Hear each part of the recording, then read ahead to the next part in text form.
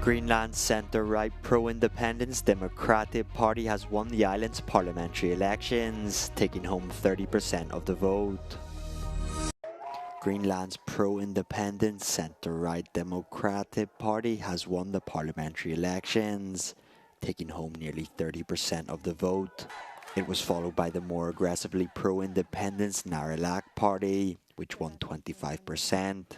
In third place came the Prime Minister's Inuit Ataqatigiit Party, with over 21%.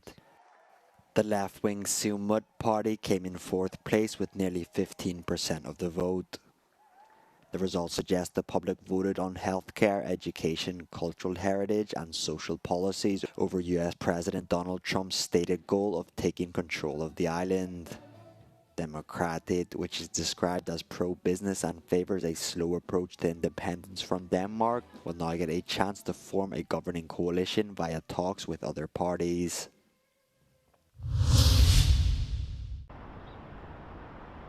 Ukraine agreed to accept a US proposed immediate 30-day ceasefire in Russia's ongoing invasion of the Eastern European country.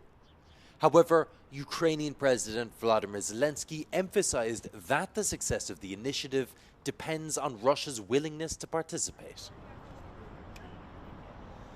Україна сприймає цю пропозицію.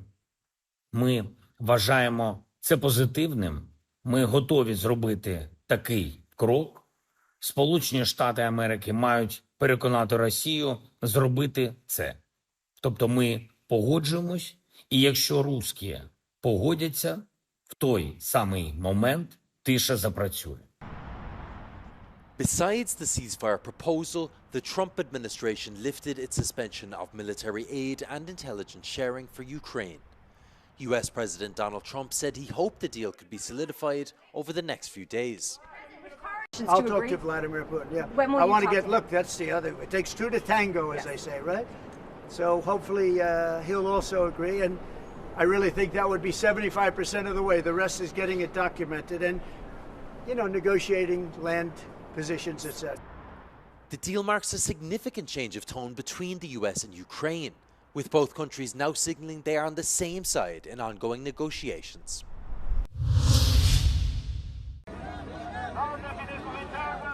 Romania's constitutional court unanimously voted to uphold a decision rejecting ultranationalist Călin Georgescu's candidacy in upcoming presidential elections, sparking a fresh round of protests by his supporters.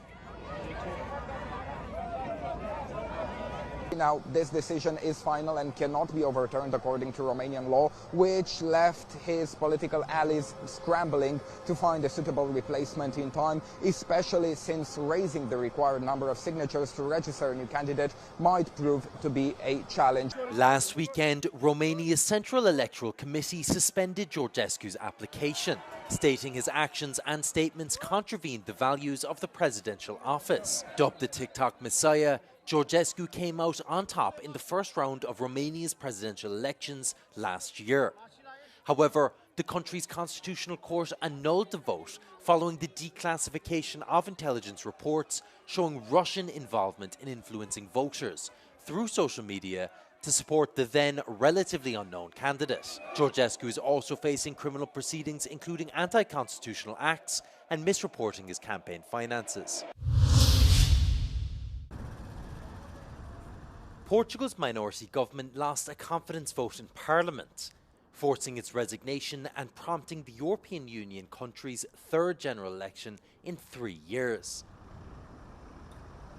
The government's fall marks the worst spell of political instability since 1974, when Portugal adopted a democratic system and ended a dictatorship.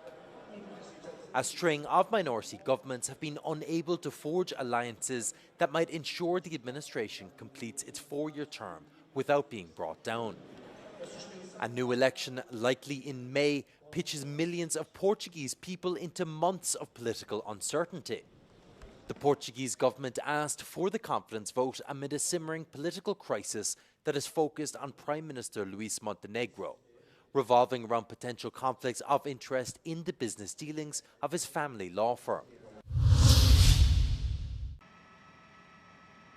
Experts and environmentalists are warning of devastating environmental consequences after an oil tanker and a cargo ship crashed in the North Sea. The jet fuel that poured into the ocean is highly toxic to marine life. There's an irony that crude oil is the least toxic of the oils that get spilled into the oceans. And there are bacteria, there are microbes that break down the crude oil. When it gets to things like refined oils, like the jet fuel, that has a much higher toxicity. If you like, it's concentrated by the refining process. And so the impact of that on life in the oceans will be devastating. On Tuesday morning, the fire that burned for more than 24 hours on the oil tanker was largely extinguished. The Dutch company Boskalis has been asked to salvage the tanker. Dat betekent dat het eerste wat we nu gaan doen is met name ook met temperatuurmeters op schepen die we daar gemobiliseerd hebben.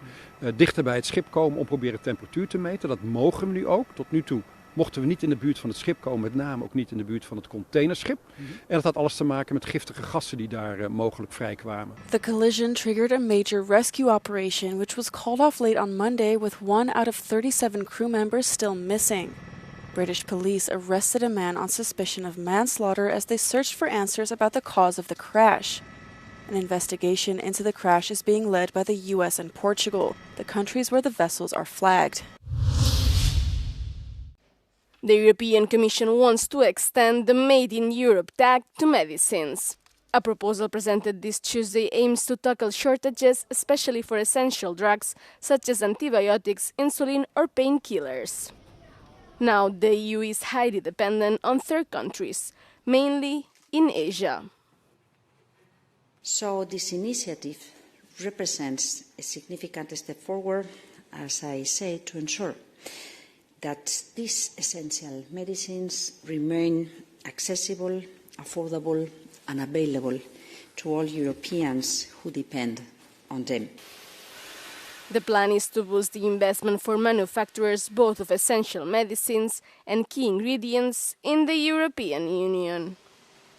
So it's definitely a good step. We're moving towards sovereignty in terms of a less dependency on other continents and other countries on the delivery of medicines. We're moving towards greater access for the people of Europe for affordable medicines. European Health Commissioner Oliver Varhelyi's self-imposed 100 days in office deadline was fulfilled. But for some MEPs, the proposal was too rushed and turned out to be not enough. This is not going to bring back medicine production to Europe. This is not going to solve the problem, neither for the patients, neither for the pharma industry. So it's really a deception and is the proof if something is too much rushed, it is not fulfilling the expectation that we need. We have a lot of challenges to face in order to fight shortages of medicines. Financing the whole plan remains now a key issue, according to some MEPs, but also to several EU health ministers, who believe critical medicines should be under the scope of a future defence funding scheme.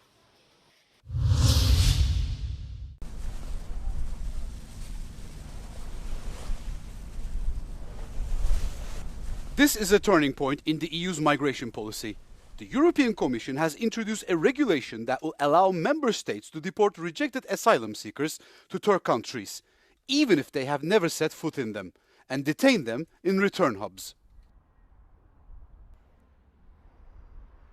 On the return hubs, we are creating the scope for member states in a way to explore new solutions for return, and of course only for people who have no right to stay in the European Union. We are creating the legal frame. We're not creating the content.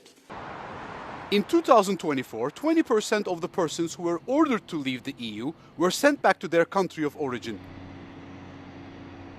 This Austrian MEP welcomes a proposal that would speed up returns.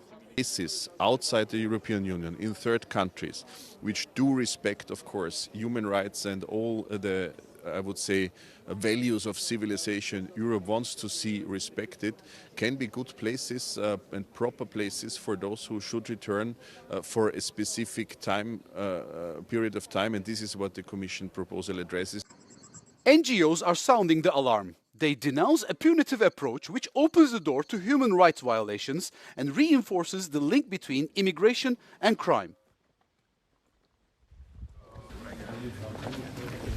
According to one Italian MEP, another point of contention is that people in an irregular situation could be deported to countries with which they have no connection. Si parla di paesi che devono rispettare i diritti umani, ma non c'è alcun requisito specifico per cui, per esempio, questi paesi non viene chiesto di essere firmatari, per esempio, delle convenzioni di Ginevra, per dire. The European Commission would not be involved in the signing of these deals or in the construction of return centers. It lays the legal foundations that, if approved, would allow governments to pass agreements with non-European countries ready to receive rejected asylum seekers in exchange for financial incentives.